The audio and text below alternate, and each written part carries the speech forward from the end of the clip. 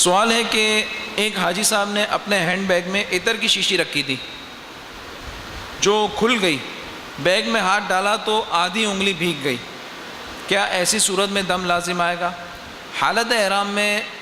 خوشبو لگانا یہ جائز نہیں ہے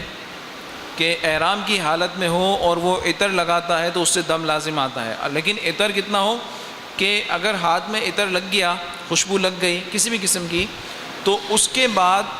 دیکھنے والا یہ کہہ سکے کہ یہ زیادہ ہے، جیسے ہاتھ سن گیا پورا، تب تو دم لازم آئے گا۔ اب آدھی انگلی کا جو بتا رہے ہیں نا، یہ کثیر نہیں ہے، بظاہر یہی پتہ چلتا ہے کہ آدھی انگلی پہ اگر جیسے بیگ میں ڈال رہا تھا انگلی ہینڈ بیگ میں، اول تو یہ کہ حاجی صاحب کو کوشش تو یہ کرے عطر وغیرہ چادر پہ پہلے سے لگا لے،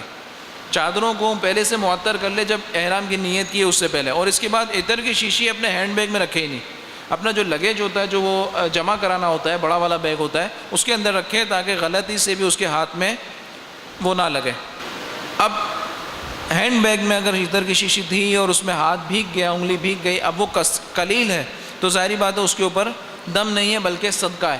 صدقے کے معنی وہی ہے جو صدقہ فطر کی مقدار ہوتی ہے، 2 کلو آٹے سے 80 گرام کم۔ واللہ تعالی اعلم بالصواب۔